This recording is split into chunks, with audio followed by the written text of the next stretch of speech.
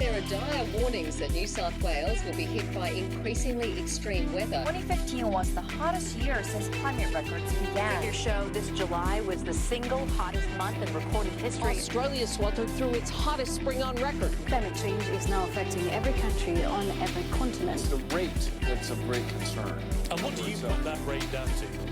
Oh, it's human activity. We have everything we need. Some still doubt that we have the will to act, but I say the will to act is itself a renewable resource. Hello and welcome to Climactic. This is episode 78. In today's episode, Beth Spencer, writer, poet, and new member of the Climactic Collective, has an in-depth interview with James Bradley, multi-award-winning Australian fiction and non-fiction writer. They discuss the language we use to describe the climate crisis, and how it's evolving, how to engage with the Anthropocene without succumbing to despair, and the role of the arts in these times, primarily in fiction and non-fiction writing. This is the full-length interview. But coming soon to the first new show on the Climactic Network, you'll be able to hear this story on Artbreaker, with even more readings from James and snappier production. But this interview is a treat, and we wanted to bring it to you now, because in case you're in Melbourne on the 25th of September, you can see James yourself in conversation with Sophie Cunningham at the University of Melbourne. Links to that event are in the show notes. And without further ado, here's Beth Spencer's interview with James Bradley.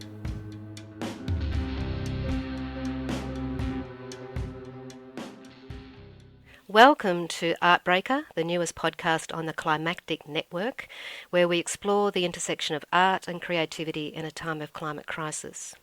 My name is Beth Spencer, and my fabulous guest today is multi-award-winning author and critic James Bradley. James has published 4 widely acclaimed novels, including Clade, which was published in 2015, and this was one of the first, if not the first, overtly climate fiction novels published in Australia. All of his books have been shortlisted for or awarded prizes, including his first book, which was poetry. He edited the Penguin Book of the Ocean, and he also writes essays and reviews. In fact, he was awarded the Pascal Prize for his criticism and reviews in 2012.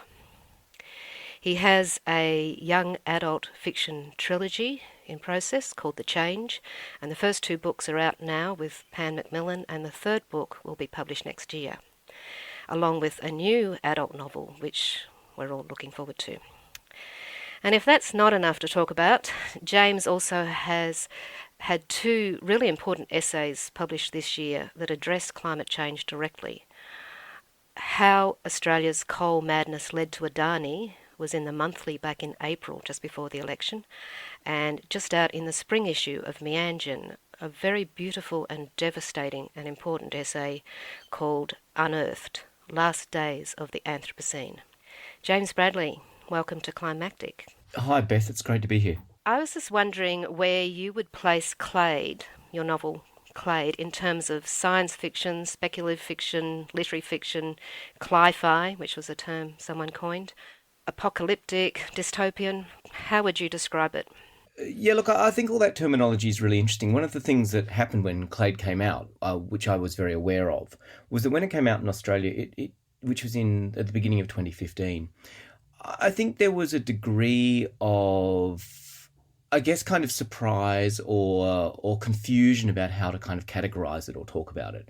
And you just kind of got the sense that when people were looking at it, they weren't quite sure what it was. They kind of thought, is this science fiction? Is it, what are we going to call it? And what was really interesting to me is when it came out in the UK and the US towards the end of 2017, people knew exactly what it was. And there'd been this kind of shift in, I guess, the way we talk about and think about these kinds of books in just that period of time. Part of that is that there's been a very energetic campaign run by a man called Danny Bloom to promote the idea of cli-fi. Look, I must say from my point of view, I'm always a bit wary of the terminology. I mean, it seems to me that that kind of environmental crisis touches everything in a way that means that, in the same way modernity touches everything, it's a condition rather than a genre. And, it seems to me that there is a a kind of erasure that you see going on in lots of our literature and lots of our film, where we don't talk about these things for various reasons. But, it seems to me that if you're not, kind of engaging with and writing about those kinds of things at the moment, it's difficult for me to see how your work is really about the world we inhabit. A bit like in the 80s and 90s, everyone was trying to work out how they could be a postmodern writer. When we're in the postmodern age, you are a postmodern writer. But it's whether you're doing it consciously or whether you're trying to resist that and ignore that and still write like a modernist writer. We are in the Anthropocene, and so everything can be looked through that lens in a way, or should be. But there is a huge challenge in thinking about and writing about a gradual catastrophe. I mean, science fiction's had the disaster apocalyptic is a very common trope, the sort of the day after. But this idea of this gradual catastrophe, this long process and complex process and of grief that is like this whole unending series of shocks. Even one of your chapters in Clade is called Boiling the Frog. So can you tell us a bit about the process you went through to work out how to address this issue, how to write a novel that looks at this kind of gradual thing? Yeah, it's really interesting, that idea. There was a wonderful essay written about 15 years ago now by Robert Macfarlane, and one of the things he said was that the literature, he argued that climate change is difficult to write about because it happens gradually. And what it lacks is the kind of iconography that comes with other kinds of apocalyptic writing. So, you don't have that flash of the nuclear, you don't have the red button, you don't have the hordes of zombies. It's quite a difficult thing to kind of capture this process of gradual change. I think the way we write about it has moved on since then. I do think one of the things that's really interesting over the last 5 or 10 years is watching the way, I guess, a kind of metaphorical language for talking about these things has begun to emerge, in the way that you see particular kind of images and motifs and ideas kind of recurring in books that are engaged with these questions, which I think is always very interesting. But I mean, I guess for me, the book in a lot of ways is a book about time. I mean, in an odd kind of way, I see it as a kind of geological fiction. It's a fiction that's about deep time in both directions. And I guess when I was writing it, one of the things, certainly when I was starting out, was I found myself, wanting to write about climate change, trying to find a way to write about it. And the problem is, of course, you very quickly find yourself writing a book that's about everything. I mean, the problem with climate change, as I said before, is it touches everything, and you want to write a book that's about it, you end up thinking, I need to write a book that's about what's happening in India and Africa and Australia and Europe, and it's got to be about every level of society, and it's got to be about the non-human, and it rapidly becomes completely unmanageable. And certainly with Clade, I had a kind of moment quite early in the process where I went, well, I could flip that around and in a sense write a book which is about quite a small thing, which is a kind of family, and look at the way they kind of track through time and the way their lives intersect with what's going on. I mean, that seemed to me to be a really interesting approach, because I think there's a couple of things there. It pushes you back onto the idea of kind of human continuity, which I think is really important, that kind of sense that, although climate change and environmental crisis is transformative, the sense you're thinking of it as a kind of rupture or a kind of break, a kind of end of history, is really problematic, because it stops us, we kind of lose our connection to it. But also I think because it allowed me to do one of the things I really wanted to do with the book, which was to understand for myself what it might be like to live through that. And one of the things I was trying very hard to do with the book was to create that sense of, I guess, an effective sense of what it might be to live through kind of ongoing climate change over generations. And it does that very well. It's almost like a series of interconnecting love stories and family stories and grief stories, and that idea that even when there's massive disasters, there's still that questions of how you relate to the people closest to you and so on. Can you tell us a bit about the title, Clade? Yeah, the title, I guess, came reasonably early in the process. One of the funny things about titles is, in my experience, you either have them from the beginning or they're really difficult to find, and they really matter, because titles, I always think titles are incredibly important, because they're one of the ways that you know what you're writing about. One of the ways that tell you what the book's about, and one of the things you kind of work within. But the word itself, Clade is a scientific term. It means a a group of organisms with a common ancestor. It comes from the Greek word klados, which means, branch, and it is literally one branch on the web of life. And I kind of loved it because it, first of all, that's in a sense what the story is. It's about this one family, but it was also that the word itself. I don't know. I kind of love the texture of the word. I love words. Like I love that kind of. I often love, I guess, the kind of textural nature of language. And Clade's one of those wonderful words that simultaneously feels very sleek. It feels very modern. It feels very scientific. But then it's got this wonderful kind of echo of words like glade. So it makes you think of forests and sacredness and a series of things like that. And I love that kind of duality about it. So yeah, I mean, but as I say, it's one of those words that I just like the word. Does that make sense? It's a wonderful kind of feeling word. And I often think, we end up talking a lot about books in kind of thematic terms, but we don't talk very much, I think, about the linguistic qualities of them and the kind of textural and rhythmic qualities of them. And certainly when I'm writing, they're the things that I'm worrying about. Like, what's it sound like from sentence to sentence? What's the rhythm feel like? How's it kind of working? Well, as I said before, you started as a poet. We were actually in the same series of poetry, our first books. I think it's a great title for all those reasons, but also because it also gives an idea of the structure of the book. It's like interlinked stories that also kind of feed back into each other in lots of different ways. So the whole structure is not just about Clade, but it kind of mimics that in a way. The family in this ongoing family over 50, 60 years is kind of like a multifaceted protagonist, if you think in that classic plot way of you've got a protagonist and an antagonist. And so the family is our way in. Usually, you want to identify with your protagonist in some way. And so they're standing in for all of us in some ways, and in a classic way, that would then pose the extreme weather as the antagonist, the enemy almost that's threatening them and that they're trying to work around or survive. And in a lot of early literature in Australia, that's the way the landscape was seen. It was the enemy, it was the harsh, heartless, impersonal drought and so on that people had to fight against. But when you put it in the context of climate change, as you do, we are threatened, but we're also the threat. So it kind of subverts that whole conventional narrative mechanism in a way of the way you come in and identify the way that you're pulled through in plot, like you're barracking for somebody. What sort of challenges did you have about keeping that narrative energy going? That's actually a really interesting thought. I don't think I'd ever thought about that kind of connection to the traditional idea of the landscape in Australian literature before. That's really interesting thought. I mean, look, to go back, you were talking about the structure before, and one of the things I wanted the structure very much to do was to work. I wanted it to work like, I guess, like a poem. I wanted that sense that the book, it's in 10 parts, and the parts all kind of speak to each other across the book. And occasionally people say it's a book of stories, and it's like, it's not a book of stories, it's a novel. It's just a novel that doesn't have a kind of central narrative. I guess in terms of kind of making that work, I suppose I had a kind of structure from the beginning, and it always seems to me that we assume that narrative only, or that narrative energy only arises out of those kind of traditional ideas about, kind of Aristotelian ideas about kind of conflict and change and things like that. But it seems to me you can actually generate urgency in a whole series of other ways, some of them around voice.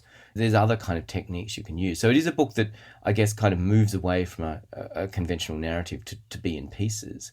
That seems to me to be simultaneously a way of, as you say, offering different perspectives, showing you change over time. And I very much wanted the book, I guess one of the things I really wanted the book to do was for a lot of it to happen in the gaps.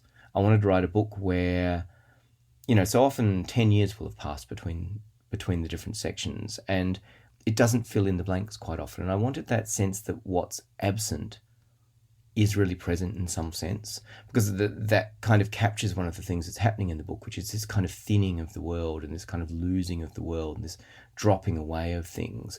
But it also means that as the book goes on, you get this kind of acceleration in time. So I wanted this kind of sense that it was moving forward in time more and more towards the end as it kind of moves out into the future. Yes, does that very well. Maybe I'll get you just to read a little passage. She wakes with the dawn, light flooding into her room. When she and Tom bought the house, it was impossible to sleep past sunrise, especially in summer. daybreak bringing kookaburras and cuckoos and swooping flocks of cockatoos, their crazed laughter and screeching clamour echoing through the trees like a memory of the primordial forest. The diversity and profligacy of the bird life was a big part of what Tom loved about being here, his pleasure in it a source of amusement for the two of them. It was the there-ness of them he said he loved, their presence and life and total absorption in the moment. Most of the birds are gone now. She's not sure when they began to disappear. Elsewhere there have been huge die-offs, great waves of birds falling from the skies. Yet here the process has been more gradual, species slowly disappearing, those that remain less numerous with each passing year. Beautiful, thank you. So, do you think writing about it did help you deal with it, with the emotions of it, the horror, the anxiety, the grief and guilt? I think that's what I found interesting, is that sort of you can write a book where you're playing out grief, but this is grief and guilt, and it's on such a daily basis for us, and the depression, the anger, the whole range of emotions.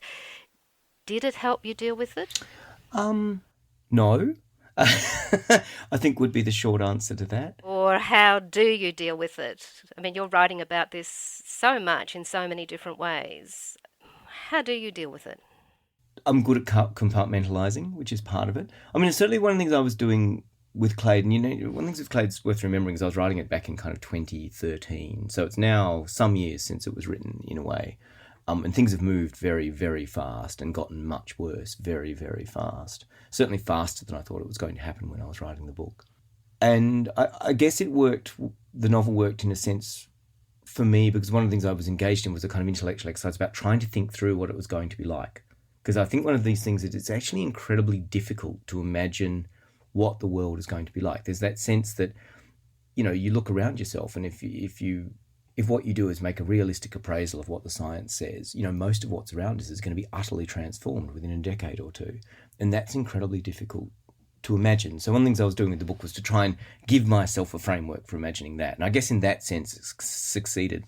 I actually find in an odd way writing about this stuff and thinking about it all the time, which I do quite a lot, is actually not good for your mental health. I mean, you end up in a situation where you're wandering around and you feel like this kind of lunatic, and you're looking at the world and thinking this is all doomed all the time. And that, it's quite a difficult thing to deal with some of the time. Not all of the time. Like I say, I'm pretty good at compartmentalizing, but it is certainly there are moments when I find it very, very difficult, and where it kind of all crashes down. And then certainly I have to be quite careful about how I talk about it around people, because there is a kind of conversation that if you're involved in the world of climate and environmental stuff, that you end up having with other people in that world, where you kind of talk to each other, and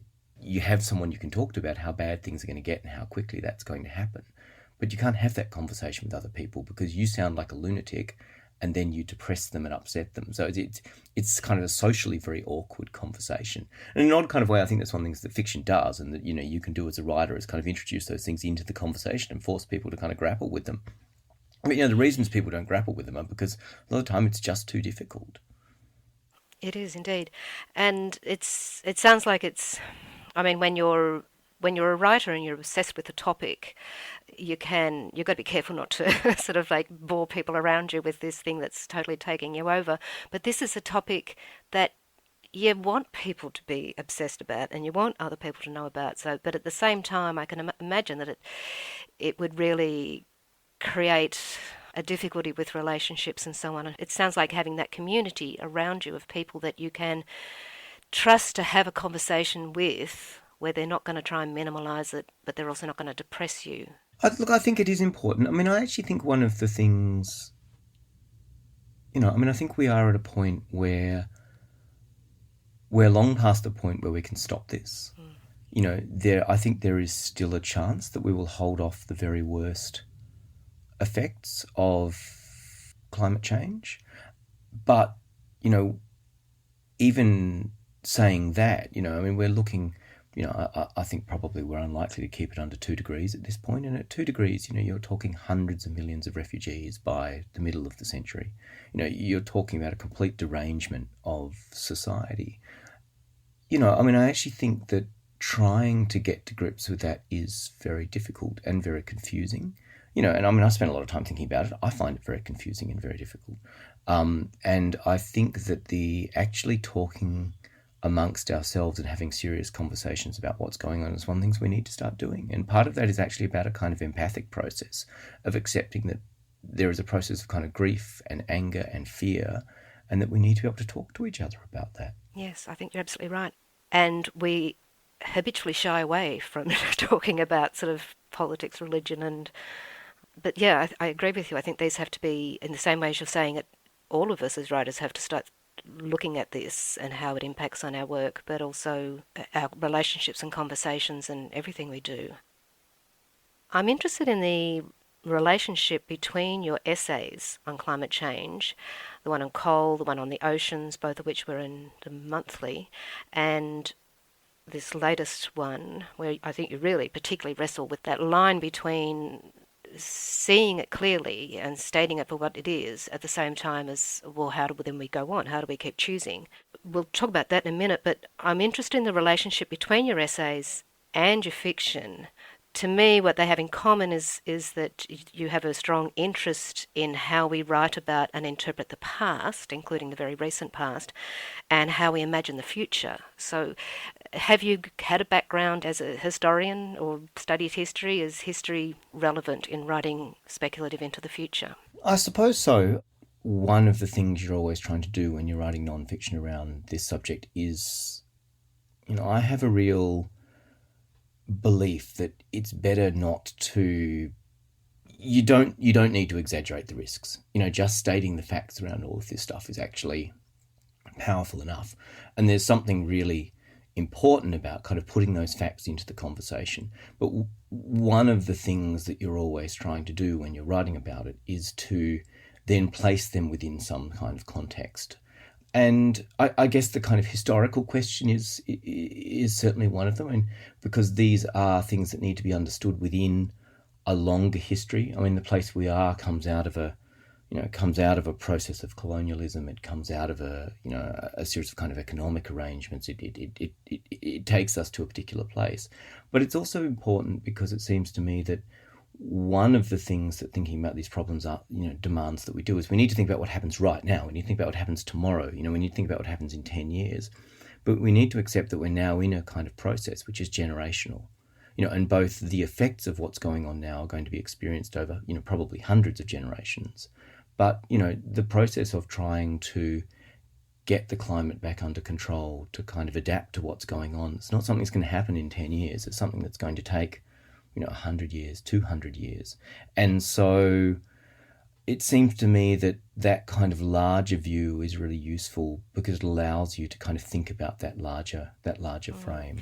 I guess I'm also thinking about the way in the coal essay, for example, there's that real narrative, like it's a non-fiction, but it's almost like a thriller when you read it. It's got that sort of the dramatic events. There's a lot of play and counterplay and so on, and a strong sense of place. I had this sort of sense that you were actually travelling and taking us with you on a road trip up to the Galilee Basin, around to the Great Barrier Reef, across all those places. And there was so much sort of drama in it. It was almost like being pulled through reading a thriller in a way, because you've got these beautiful descriptions of place, you've got this real precision of language. And I think that's, as you were saying, the language is so important. If we're going to talk about these things, we have to, this precision. And I think that also, to me, is, I think of as the task of the historian. It's not just to tell a story, it's the precision matters as much as you can. And there's play and counterplay, there's dramatic events, and even though your tone doesn't actually change throughout the essay, my reactions to it was sort of like this roller coaster of emotions, from outrage to even more outrage to tears at one stage, and then more outrage, and then yay, when there's a bit of a win and so on. So it was really interesting to sort of see how you took what is a slice of very recent history, that if we are going to understand where we are, it's so important to see the way that played out, and you turned it into this story. And so I'm curious about the difference for you, if there is one, when you're researching for a novel and when you're researching for a piece like this. It's a really interesting question. I mean, certainly with the Adani piece, it's such a dreadful story. With that one, I was very lucky. The Monthly gave me a lot of space to work with. It's an incredibly complex and complicated and confusing story. But with it, I had the benefit of both space to write, but also, a kind of team of editors who are behind you, helping you make sure that you've got everything right, which was really, really helpful. But it seemed to me that with that one, there was a real merit, a real kind of importance in just stacking up the evidence about questions like the kind of capture of our political class by the coal industry. It's one of those things that we all think is there and we all talk about, but you don't often tend to see the evidence stacked up in one place to show it. And it seemed to me there was something really valuable about just stacking some of that evidence up so it becomes inescapable to people what's going on. And I think around a lot of this stuff, that process of just getting stuff down, in a sense, bearing witness to it, getting it on paper, putting it in one place, trying to put it in some kind of framework really matters. And I think, as you say, with that stuff, precision really, really matters. It really matters to me that you have the facts right. It really matters to me that you don't massage the facts. Because one of the things you can often do is go, well, I found the worst case study, I'll quote that, and I won't quote the one that says, well, maybe it's not going to be quite that bad.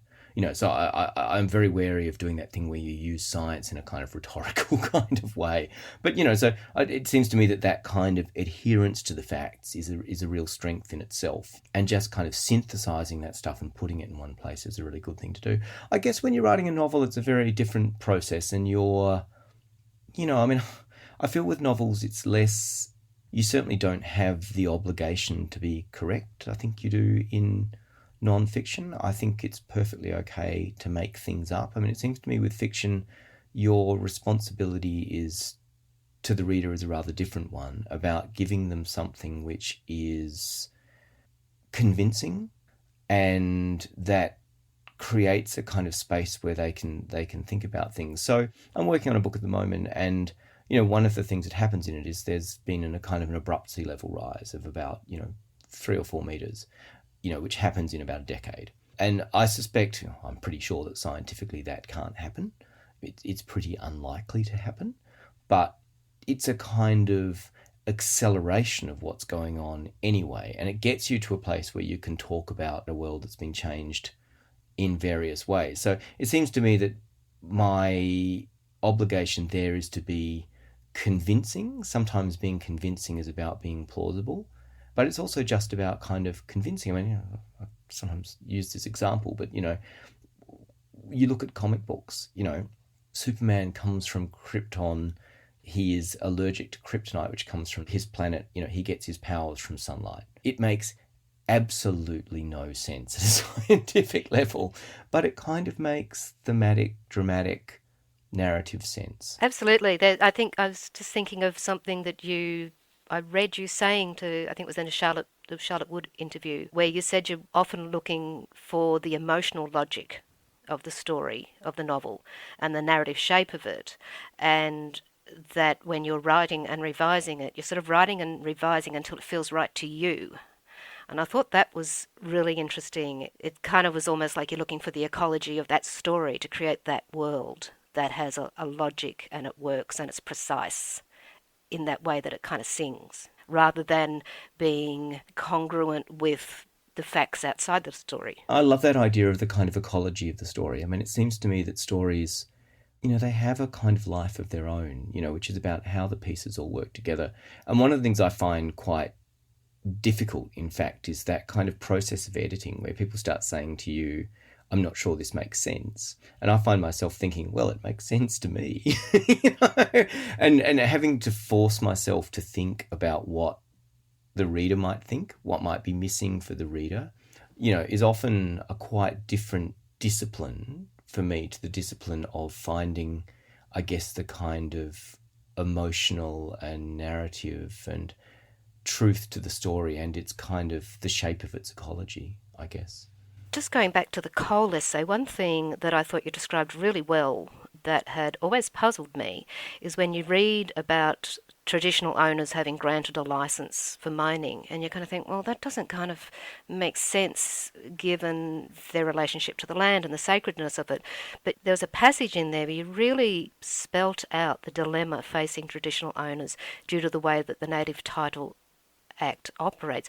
Do you want to just say a few things about that? That system is set up in a way that makes it extremely difficult for traditional owners.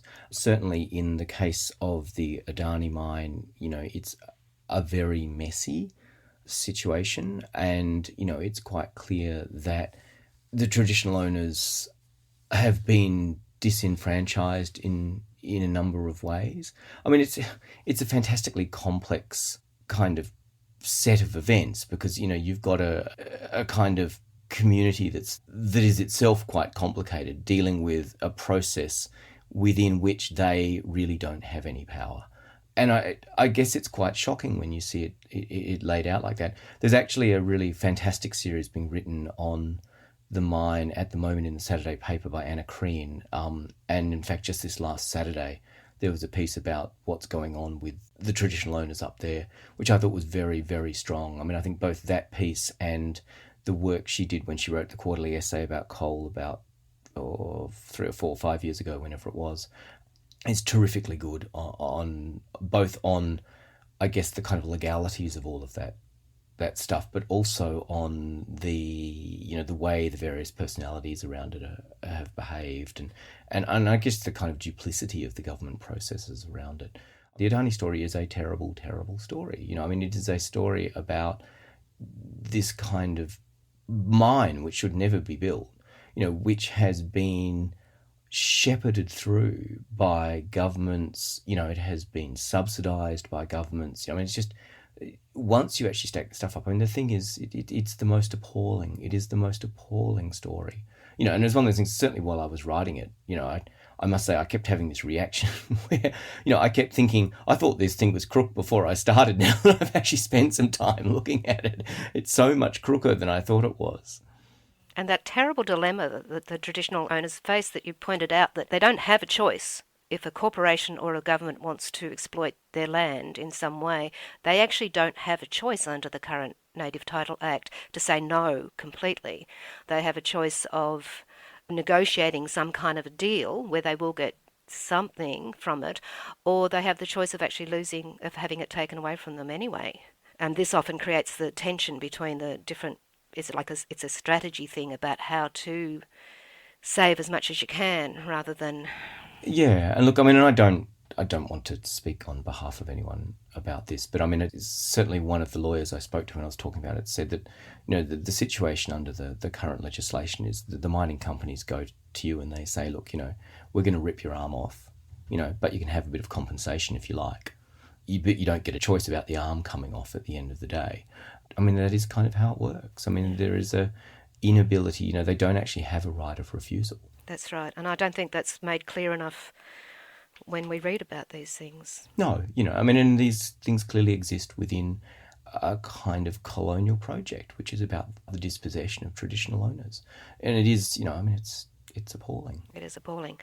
The essay, one of the strengths of it is the way it does sort of show this back and forth, this play that so many different people, different groups who fought against the mine over many years using a whole variety of tactics, legal challenges, pressure tactics on the banks and so on. And while this hasn't actually stopped it, it has reduced its size, which I think you point out, and cut off a lot of its funding sources. And it's also radically shifted the debate. You mentioned that only a decade ago, the notion the world needed to transition away from coal was a fringe idea, and now it's widely accepted as an inevitability. I really like the way this essay, this history sort of does show that complexity of power, that it's not like, it's not the top-down view of power. It's more Foucaultian kind of idea of power as diffuse and existing at many points. It's a complex of actions and interactions, very dynamic. I love the way you sort of show all the different forces. It's not even a linear thing. I think you might quote Rebecca Solnit later on in the other essay about that it's not a linear thing, that even when you lose, you might be inspiring somebody else. And so there's just so many forces going on there, you don't know the impact of what you do sometimes. Yeah, I think that's right. I mean, and it is a fantastically complex story. And it is also, I mean, and this is something that I think David Ritter's argued very eloquently in a book he wrote on the subject, that one of the things you're seeing around this is a kind of really organised and quite deliberate attempt to kind of push against the kind of democratic structures, such as they are, around all of this. So, I mean, you have this ongoing process of the criminalisation of protest, of the removal of rights of appeal, of kind of pretending that people who are arguing against, pretending environmentalists are somehow people who should be criminalised, and that kind of process of kind of the exercise of state power is really, really interesting. I mean, I was thinking about this the other day and thinking that, you know, we talk about our governments needing to be on a war footing to deal with climate change. And, you know, it would seem to me that in Australia our governments are on a war footing to deal with climate change. But when you look at them criminalising protesters, when you look at them subsidising the companies that are building the mines, when you look at the kind of, you know, massive kind of collusion between those industries and government, we are on a war footing, we're just on the wrong side. Good point. Very depressing point. This piece was written on the eve of the May 2019 federal election, and as I was reading it, putting myself back at that time, it was like there was, even though the Labor Party was very equivocal about their position on it, there was still that great hope or even expectation in a lot of quarters that they would win that election, and that the story then would become of how activism and economic pressure and the legal challenges in the courts and the allies all coming together with a new government that, like it did back in the days of the Franklin River and the Daintree and so on, and Kakadu, that the ALP might then sort of respond to the activist pressure and we'll get somewhere. But then there was like this devastating plot twist in the story on the night of the 23rd of May, and the Liberal National Party got back in with a very tiny majority. That's right. I mean, certainly when I wrote the essay, I think like everybody else, I assumed that, you know, there was really very little chance of the Liberals winning the election, and they did. You know, and I think what's been really interesting is watching, extremely depressing, is watching the Labor Party after the election. And you know, there's a lot of people in the Labor Party who blame the anti-Adani movement for losing those seats for them up there. I don't have access to the research, but I suspect that probably their extremely confused message would have quite a lot to do with it as well. But what you've seen from the ALP is a kind of reversion to a set of old positions. You know, one of the first things they did after the election was they went into the Senate and voted in favour of a motion supporting the opening up of the Galilee. There's been an awful lot of kind of a movement back to within the party towards the idea that they should be supporting the coal industry. I mean, that's that whole role of history writing, really, is that we've got access to certain kind of evidence, traces, facts, if you want to call them that, agreed things, but it's how you interpret them. I think that's such an important time to be writing these kind of histories. I mean, I think at the moment we sit at a really odd point for lots of people, and we have, if you look at the science, about 10 years to have any chance of staying under 1.5. We've got about 10 years to get emissions down to half of what they are. At the moment, they're rising still. You know, it's somewhere between 1% and 3% a year. So, you know, what we actually need to be doing is getting them down to about 50% of what they are over the next decade. Now, at this point, I think the reality is that, you know, conventional politics has failed. You know, I don't think there's any question about that. And that means that it's, you know, that the only way anything is going to happen now is if, you know, citizens make it happen, go out in the streets and make this happen, and they do the things that make change happen. But the problem is in Australia we have the two major parties who are, you know, and I don't want to engage in they're as bad as each other, because they are not as bad as each other. You know, the Labor Party went to the election with credible targets, and thought that their offering on climate certainly had some gaps in it, like their continued support for the coal industry. But, you know, they were certainly talking about kind of targets that were kind of about where they should be, and a series of things like that. So the parties are not the same. But both major parties are a brake on action in this country one way or another.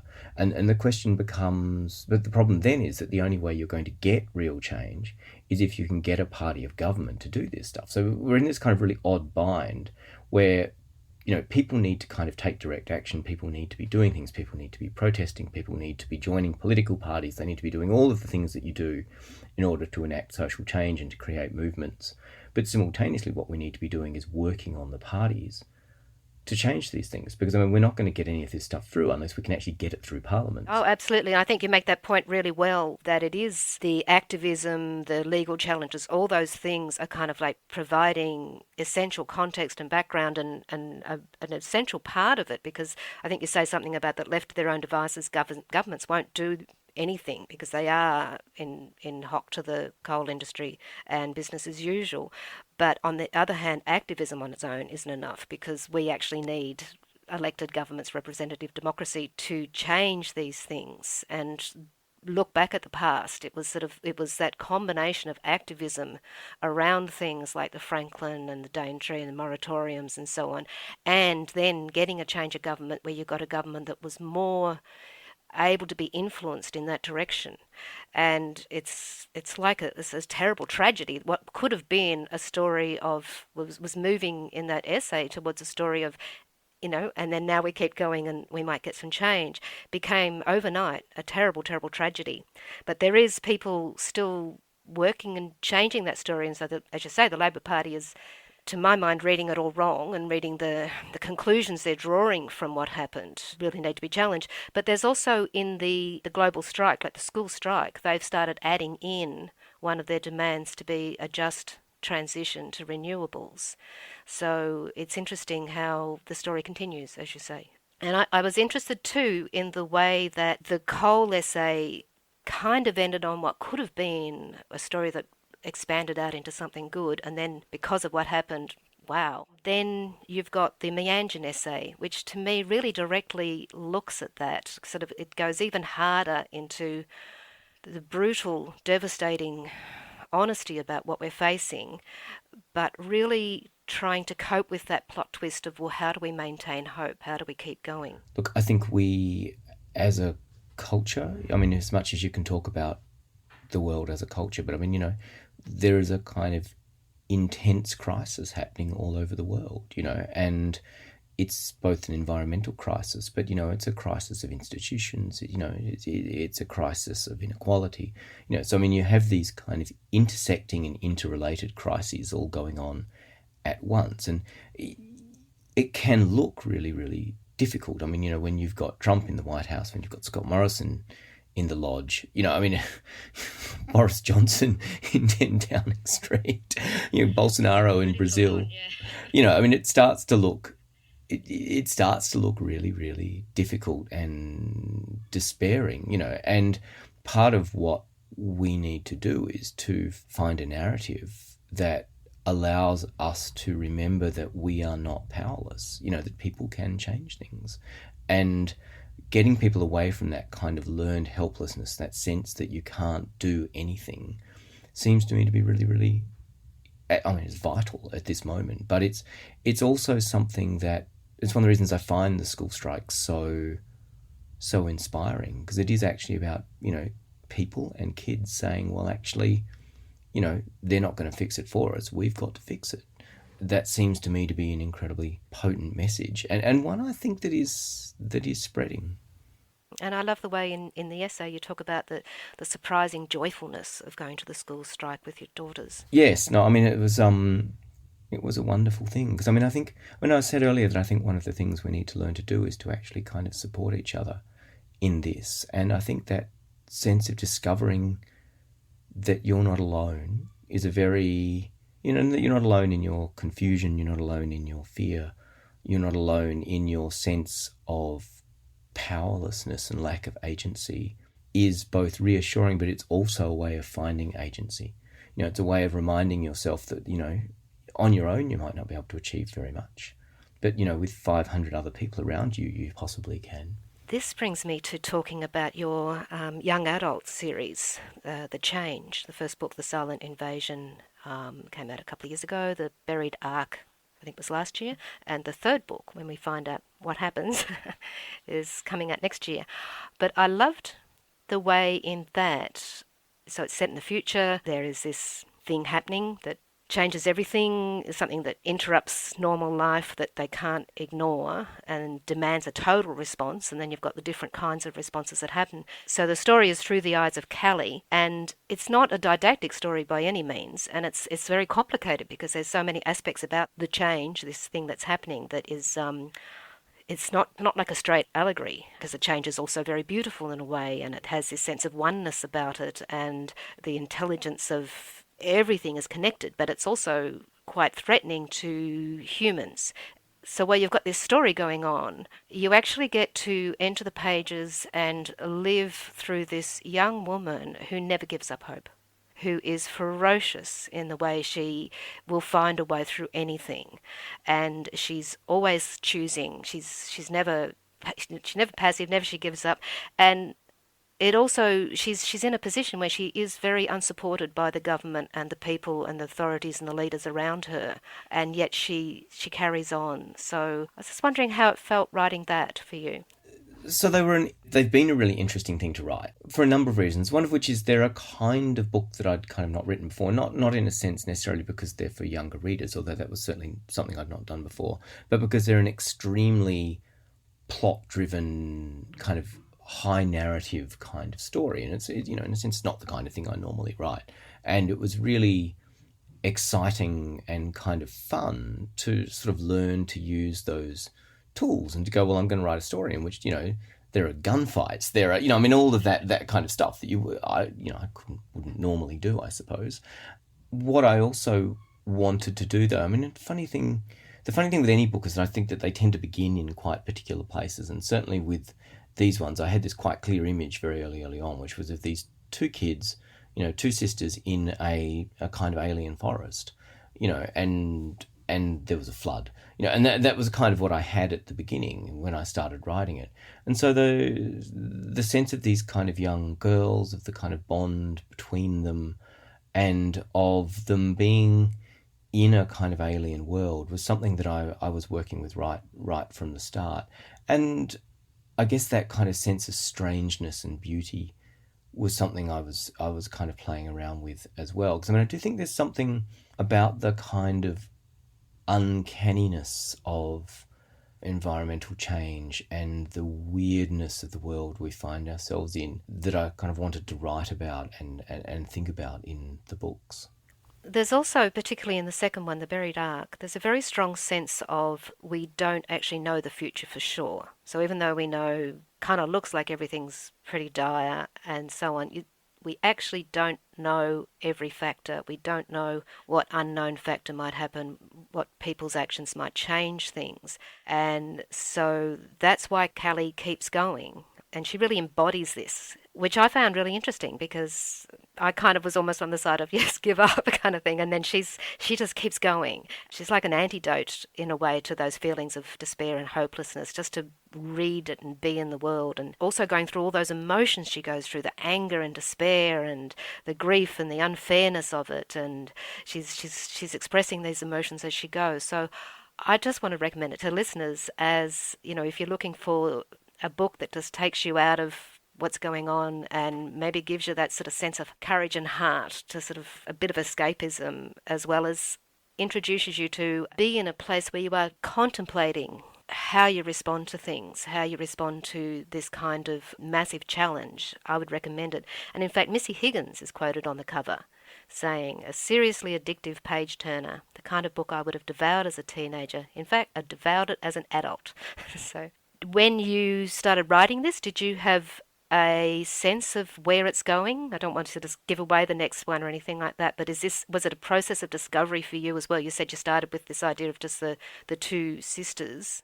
Yeah, no, I did. It's interesting you mentioned that kind of idea of not giving up, because it seems to me that's actually a really important idea. And I think often when we're confronted with the kinds of things we're dealing with now, there is a tendency or a desire or a kind of completely reasonable feeling that we should just give up. There's no point. But, it seems to me that I talked before about there not being a kind of rupture, and there kind of isn't. These things are, you keep on going, you keep doing what you can, because, there's the kind of classic thing about it's better to save 10% than to save none.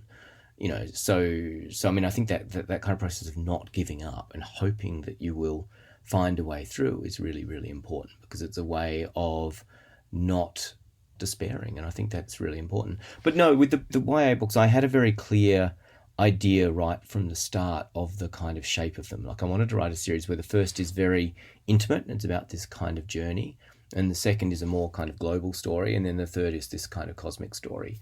So I had this very clear shape. I had a reasonably good idea of where each of them went. I had some kind of images that were in the third. I sort of knew where it would end up. Something happens at the end of the second that I had to kind of wind myself up to convincing myself that I could do, but I did that. I guess I sort of knew the shape, but I didn't necessarily know the meat of the stories from the beginning. And certainly I wrote the first. I mean, the first I wrote in a really odd kind of way. I'd finished Clade. It was off with my agent or publisher, I can't remember which, and I had this kind of weird empty patch, and it was the summer, and my kids were on holidays, and I was home minding them, and I was letting them watch like a movie in the afternoons. And so I just started writing this kind of book in the afternoons while they were watching television for a couple of hours. And by the end of the summer holidays, I had quite a large chunk of the book, and I was really enjoying writing it, and I kind of had a sense of how to do it. And so I went through and finished the book, but I have a bit of habit of falling over and things. So I then thought, well, I've written the first. Before I try and sell it, I want to write the second so that I can know I can write the second. So I had this kind of thing where I actually had 2 of the books done before I did anything with them, because I just wanted to know that they were there, and I'd kind of written an outline of the third. So they were reasonably, I mean, in a sense, it's one big novel in 3. So they're quite distinct, but it's one story in 3 parts, and that's quite deliberate. Speaking of your children, you're actually one of the very few male authors who regularly gets asked about how being a father has affected your writing. I think it changes your writing a lot, and I think one of the things about having kids is it brings your strengths and your deficiencies as a human being very starkly into view for you. The things that you are good at, the things that you are bad at. It's a very interesting process, and I guess, and to go back to that idea of despair, I think that one of the things that having kids does is that it puts a kind of floor on your despair. Despair becomes unacceptable if you've got children, because you can't do that to them. You can't say the world is unsavable because you've brought them into it. So in a sense, it forces you to work for a better world, I guess. But I guess in terms of the kind of having of them and the talking about it, when Clade came out, I made a quite conscious decision to kind of talk about having kids. And it was a kind of political decision around, I guess, the kind of invisibility, because we made a quite clear choice as a couple to kind of co-parent, and I looked after the kids a fair bit. It seemed to me that there was value in making that invisible work, which usually falls on women, visible, both because it makes it visible, the work that women do visible, and the work that women writers in particular do visible, but also because it seems to me that, it's actually worth talking about different ways of, being a man, kind of a masculinity which is not completely defined by work and in opposition to kind of domestic labour. And in an odd kind of way, that was a quite clear political decision to kind of do all of that. Just want to go back to the point you said about having children means that you have to put a floor on your despair. That's something, I guess, for me, and I don't have children, but just that kind of feeling of, well, I can't give up because those younger people are still fighting and they're going to face it. So you've just got to hang around and support them, kind of thing, in whatever way you can. So I'm sure it's much more intense when they're your own children, but this wonderful surge of activism from the young is like a shot in the arm to me as an older person too. Yeah, they're not giving up. I can't give up. Yeah, I think that's exactly right. And I think if I was a young person, well, if I was younger than I am, speaking as a middle-aged person, but I think that they have a right to be very, very, very angry, and that we probably have not yet seen the real expression of that rage. I mean, it seems to me that the rage, I mean, there's a lot of rage in our politics at the moment, but it's mostly the rage of the old and of the powerful. And I think there is a kind of rage of the young coming about the world that we're leaving them, and that's going to be interesting when that happens. But I mean, look, you have to. I mean, and the other thing about having kids is that, I mean, how do you talk to them about this stuff? What do you say to them? I don't actually have an answer to any of those questions. But also, we've talked a lot about kind of despair and fear, and lots of things about having kids is there's a lot of kind of hope and happiness there as well.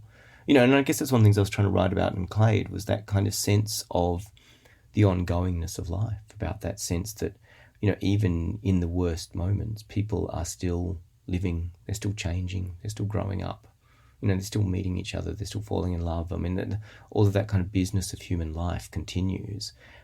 And there is a kind of worth in reminding ourselves of that, because it's one of the things that stops us despairing. It's one of the things that stops us giving up.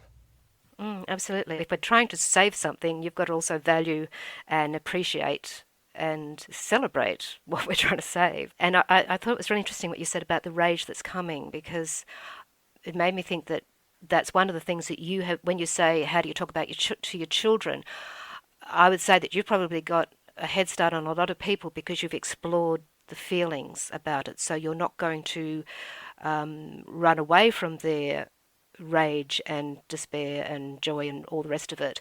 I guess that's something I was thinking that sort of, as an older person, that we can do too, is to actually not run away from the feelings of it, not run away from the reality of it, so that when these protests, because of who we've elected, do get stronger and do get more confronting, that we're there able to support them rather than react with horror at that kind of outpouring of these strong emotions.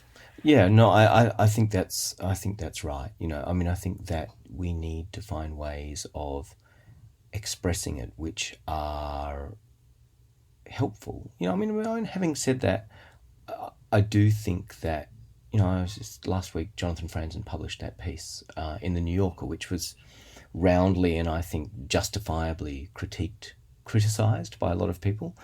And I didn't think it was a very good piece. I thought it was very silly in a series of ways. I thought that it was weirdly apolitical. I thought a number of things about it. But one of the things I did think was interesting about it was about someone actually being prepared to talk about their feelings.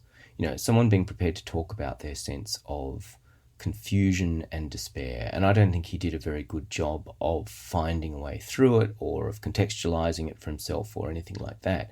But I actually think we need to start being prepared to talk about that confusion. We need to start being able to talk about that fear, because it's kind of taboo. There's a really interesting study by a Norwegian sociologist called Kari Norgard, which I in fact talk about in the Meanjin essay.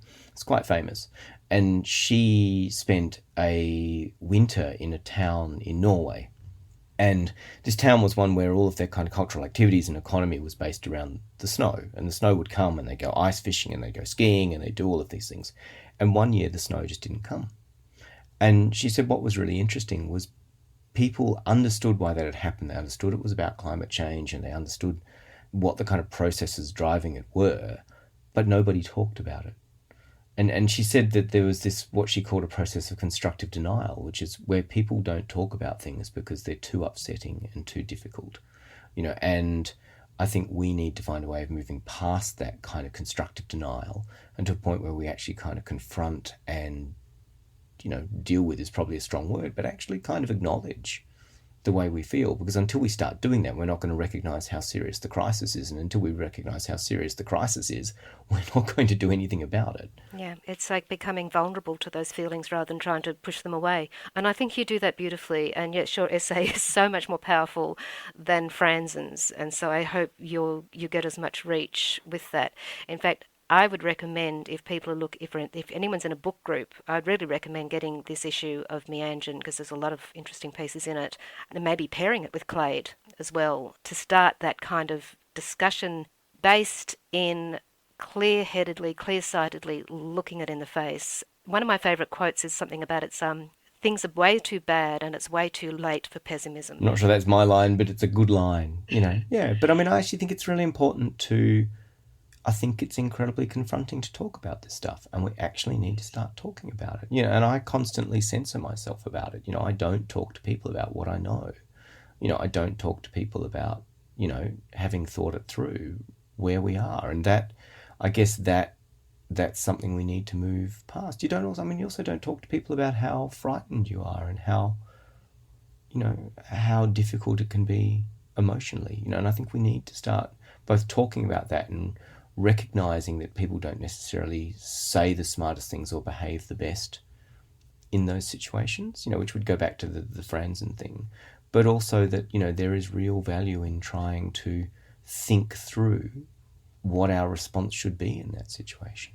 Indeed. Thank you so much for writing that essay, and there's also going to be a live event in Melbourne. I think you're in discussion with Sophie Cunningham, who's also written recently a wonderful book called The City of Trees. Do you want to tell us a bit when that's on and where it is? Yes, it's the University of Melbourne on the 25th of September, which I'm pretty sure is a Wednesday. You'll be able to find the link online. Tickets are free. It's me and Sophie talking about the essay and I guess trying to think through some of the issues around it. And as you say, Sophie's book, City of Trees, is a marvellous, marvellous book. And it's kind of grappling with many of these same questions as well, like how do you talk about grief? How do you think about grief? You know, how do you actually make these things that we don't want to talk about? How do you get them in the world and get people talking about them? Yeah, and get them talking about them in a way that doesn't become about a performance of despair. So before we go, do you have a favourite quote you'd like to share with Climactic and Artbreaker listeners? Yeah, no, I don't know there's a favourite quote, but I've been reading Barry Lopez's book Horizon over the last few months. And there's a moment right at the beginning in the prologue, which the first time I read it reduced me to tears. You know, he's talking about kind of crisis, and he gets to the end and he says, what is going to happen to all of us now in a time of militant factions of daily violence? And he goes on to say, I want to wish each stranger around me, every one of them, an untroubled life. I want everyone here to survive what is coming. You know, that seems to me to be the sentiment that we need to have going forward. You know, I want everyone here to survive what's coming. And if you were to give a piece of advice to your younger self as a writer, what would that be? If I was going to give advice to myself, don't worry so much. Look, if I was talking to myself, I think the thing I'd say is don't be afraid to do the things that you believe in. And I'm not sure that I ever have been particularly, but I think I've worried more about that than I needed to. You know, I mean, I think there's a great merit in just doing the things you want and hoping that they work out. Thank you. That's beautiful.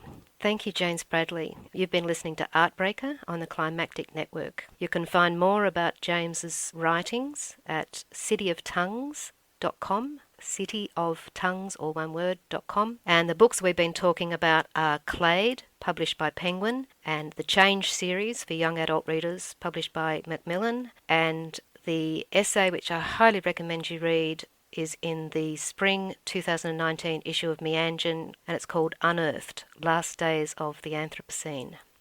We'll put all the links in the show notes. Thank you for listening. Thank you for sharing. Keep reaching out to each other. Keep finding joy. Keep choosing for a better future. Thank you for joining us. You've been listening to Climactic, the flagship podcast of the Climactic Collective, a podcast network dedicated to lifting the voices of the climate community. You can find out more about the people behind Climactic and all the shows we produce at climactic.fm. We are a social enterprise podcast network, and we greatly appreciate your support. You can find a link to our Pozible where you can support us directly in the show notes of this episode or from our website. Thank you for listening, and from the whole Climactic Collective, keep up the great work and take care of each other in these climactic times.